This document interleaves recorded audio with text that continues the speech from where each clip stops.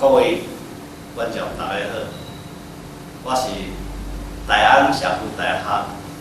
普渡汉语习俗人创办讲师何德强。因为长久以来，咱台湾话渐渐伫流失，即摆少年人拢伫讲北京语，嘛是所谓即个国语。但是咱的国语有足侪音是。咱台语有，国语无，比如讲合喙的台南，如果去台南，这拢完全是受到北京语的影响，入写字，比如讲压力很大，压力是压力真大，但是因为自细汉，咱即摆少年的一辈，伊入写字都无伫晓讲。所以讲压力真大，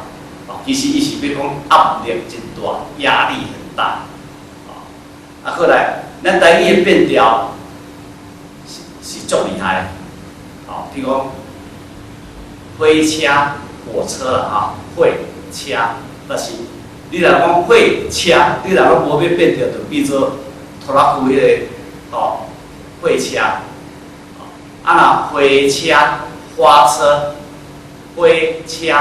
你若拢无要变调，就变做再等到调做是火车，迄个火车，这个变调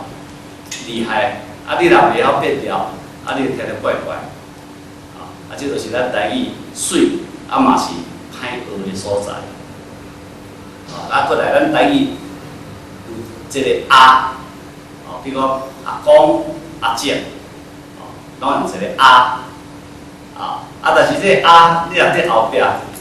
嘛是有一个较亲密的这个称呼，比如讲一位先生叫因某叫琴妈，你袂使对伊叫琴妈你叫晓了，你就你无得甲你就有代志这是有一个这语言的奥妙的所在，就是伫遮。